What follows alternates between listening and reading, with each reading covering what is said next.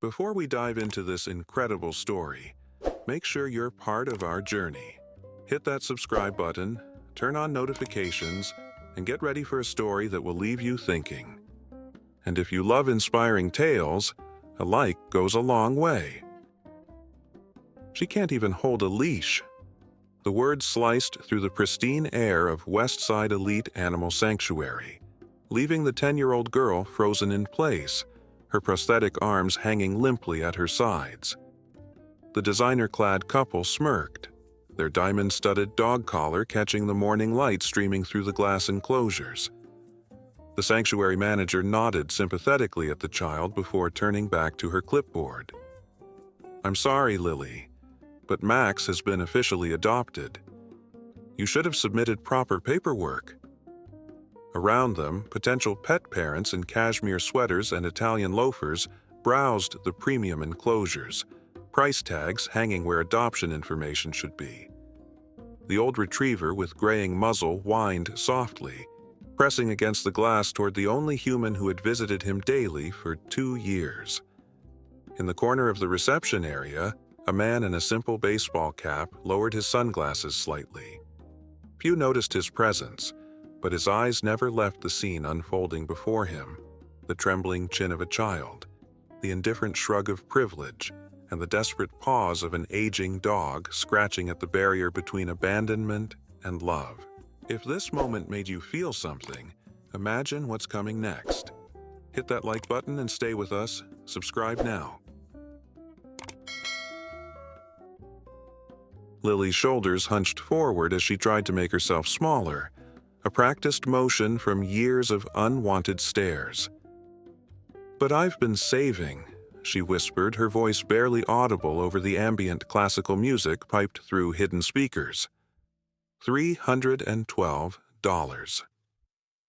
The zipper of her worn backpack caught as she struggled to open it with her prosthetics, coins spilling onto the polished marble floor with a cascade of metallic pings. The wealthy couple exchanged glances of practiced discomfort. The woman clutched her designer handbag tighter, as if Lily's proximity might somehow tarnish its leather. "We've already paid the adoption fee," the man stated flatly, checking his watch. "Premium membership has its privileges." His tone carried the unmistakable edge of someone accustomed to money-clearing all obstacles. Behind them, Max's tail had stopped wagging, his intelligent eyes darting between the only friend he'd known and the strangers who now held his paperwork. The sanctuary manager's heels clicked impatiently as she stepped around the scattered coins. "Rules are rules, Lily. The Andersons have completed all the necessary paperwork and made a generous donation to our facility." She gestured toward a plaque on the wall listing platinum-level donors. "Perhaps one of the younger puppies would be better suited for your situation." Her gaze flicked meaningfully to Lily's prosthetic arms, the unspoken message clear to everyone in the room. Other patrons had begun to notice the commotion, their conversations dropping to hushed whispers. A woman in yoga attire pulled her daughter closer, as though Lily's disability might be contagious. The air in the room grew thick with tension as the girl knelt, painstakingly gathering her fallen savings with awkward movements. No one moved to help her. The Andersons shifted impatiently, the husband checking emails on his phone while his wife examined her manicure. "We have a lunch reservation at Nobu," she reminded her husband loudly enough for others to hear. Max's whining had grown more desperate, his paws scratching frantically at the glass. The old retriever had been overlooked by countless potential adopters until the Andersons, who had specifically requested something photogenic for our Hampton summer house. It wasn't about companionship. It was about completion of an aesthetic. The kennel assistant approached with a leash made of hand-braided Italian leather, ready to transfer Max to his new owners. "He won't recognize his name anymore." Lily's voice had gained strength, cutting through the awkward silence. "He doesn't like squeaky toys. He's afraid of thunderstorms. He sleeps with his blanket over his nose." Tears streamed down her face, but her chin was raised in defiance. The Andersons looked annoyed at this unexpected complication. The sanctuary manager placed her hand firmly on Lily's shoulder, guiding her toward the exit. No one in the room dared to meet the child's eyes, except for the quiet man in the corner. He had removed his sunglasses entirely now, revealing eyes that had stared down directors, captivated audiences, and championed environmental causes across the globe. Things are about to take a turn. Don't miss what happens next. Subscribe, like our video, and keep watching.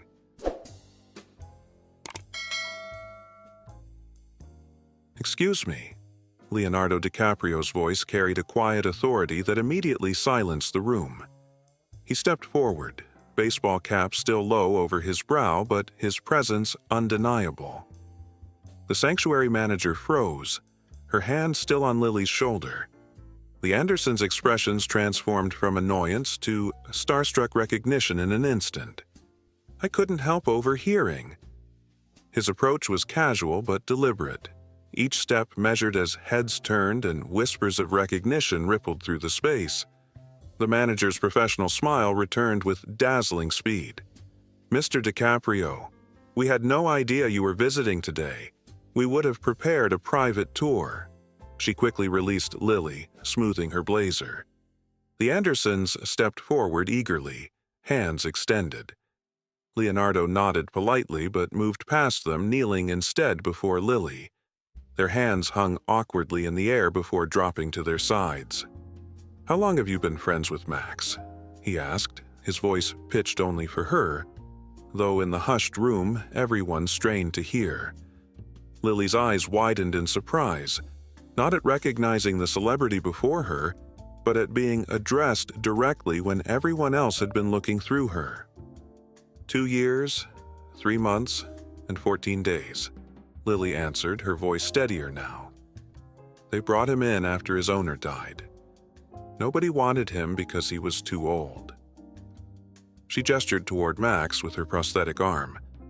"I come every day after school to read to him. We're in the middle of The Call of the Wild."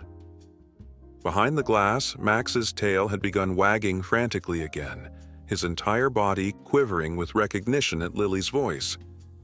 Leonardo stood, turning toward the manager. The woman's smile faltered under his steady gaze.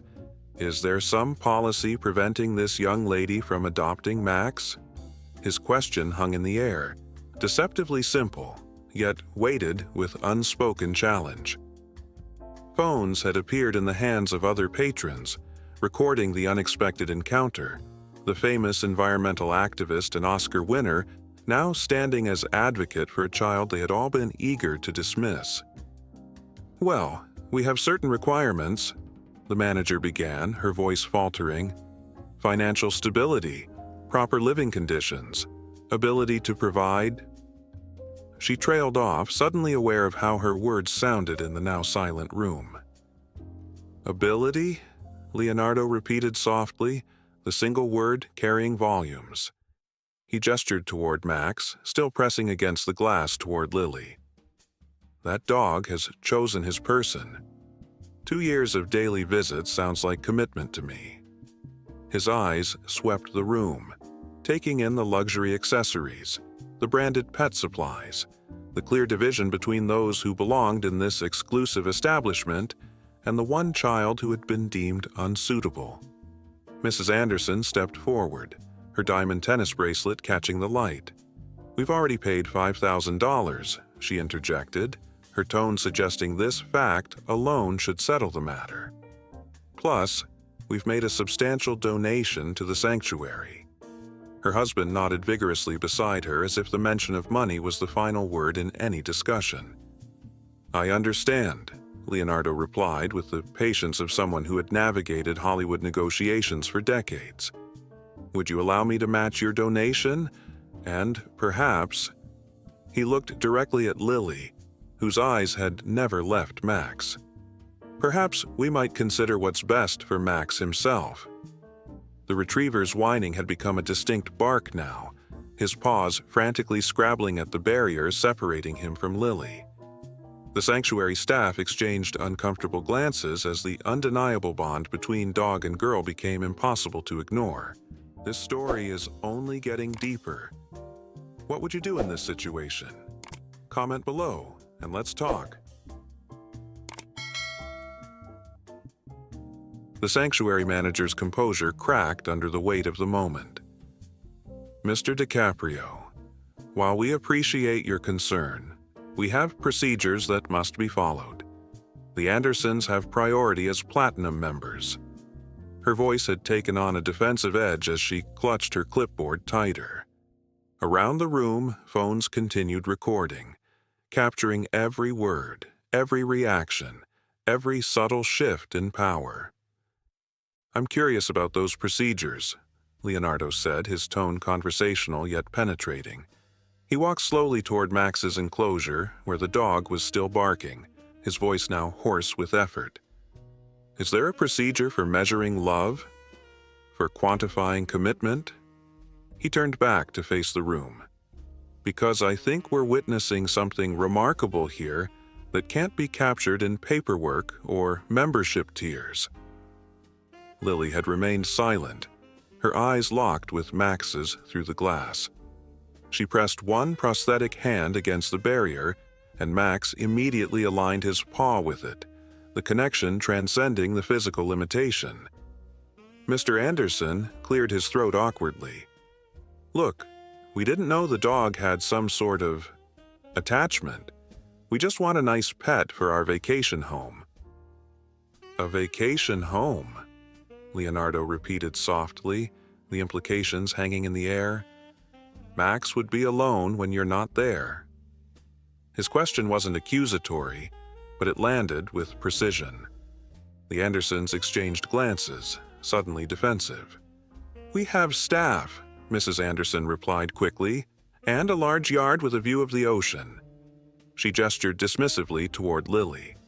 Surely that's better than whatever apartment I live with my grandma in a small apartment, Lily interrupted, her voice small but clear.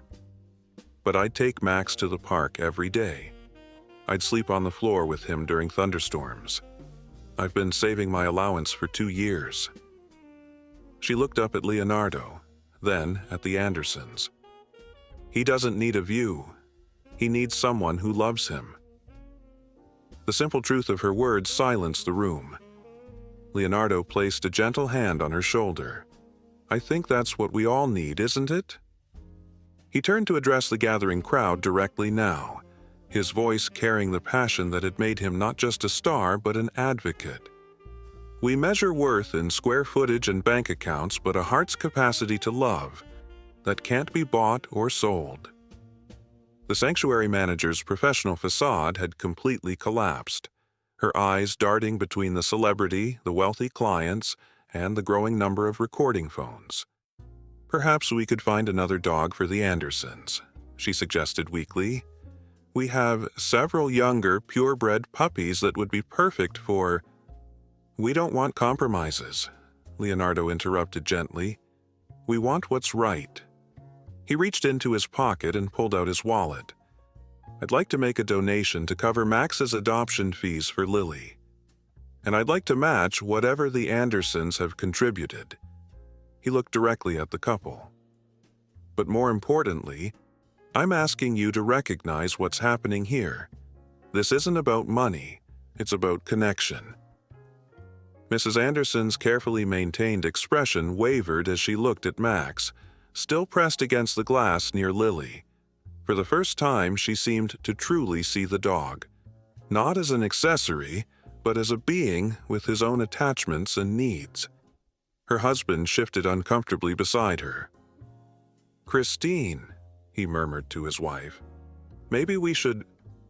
He glanced at the phone still recording, at the faces watching them, at the trembling dog and the determined child. In that moment, they faced a choice that went beyond a simple transaction.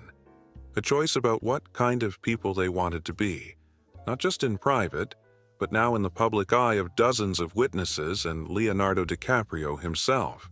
It's not over yet. The best part is coming. Make sure you're subscribed so you don't miss it.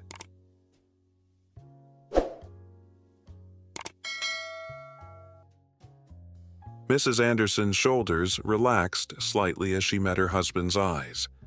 Something unspoken passed between them before she turned to Lily. "You've been reading to him?" she asked, her voice softer than before. Lily nodded, still standing protectively near Max's enclosure. The woman took a deep breath, then nodded decisively. "We'll find another dog. This one already has a home." The ripple of surprised murmurs spread through the sanctuary as the manager stammered in confusion.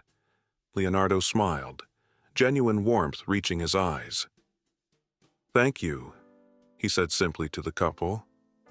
No grandstanding, no lecture, just acknowledgement of their choice to prioritize compassion over convenience. Max's barking transformed into excited whines as the kennel assistant, reading the room correctly, opened his enclosure. The retriever burst forward, making a beeline not for Leonardo or the Andersons, but directly to Lily. The dog's entire body wiggled with joy as he pressed against her legs, looking up with complete devotion. Leonardo knelt beside Lily, helping her wrap her prosthetic arms around Max's neck in an embrace that needed no words. "I think," he said loud enough for everyone to hear, "that we're seeing what real belonging looks like." He stood and addressed the sanctuary manager. "I'd like to cover Max's adoption fees, any medical expenses, and set up a fund for his future care." The manager, recognizing both the public relations opportunity and the genuine moment unfolding, nodded quickly. "Of course, Mr. DiCaprio. We'll process everything immediately." Her attention turned to Lily with newfound respect. "And we'd love to have you continue visiting other dogs who need companionship." While paperwork was being prepared, the Andersons approached Lily somewhat hesitantly. "We didn't understand," Mr. Anderson admitted quietly. "We thought we were just adopting a dog." His wife nodded beside him, her designer persona softened by genuine emotion. "Would it be all right if we made a donation in Max and Lily's name? Perhaps to help other children visit the sanctuary." As Lily left the sanctuary with Max trotting happily beside her, Leonardo walked them to the door. The crowd of patrons parted respectfully, many with tears in their eyes and phones still recording. Outside, he knelt once more to Lily's eye level. "What chapter are you on in The Call of the Wild?" he asked. "Chapter 7, she replied, her smile radiant above Max's head pressed against her side. "It's where Buck finds his true home." Leonardo nodded, his own smile reflecting hers. "That seems about right."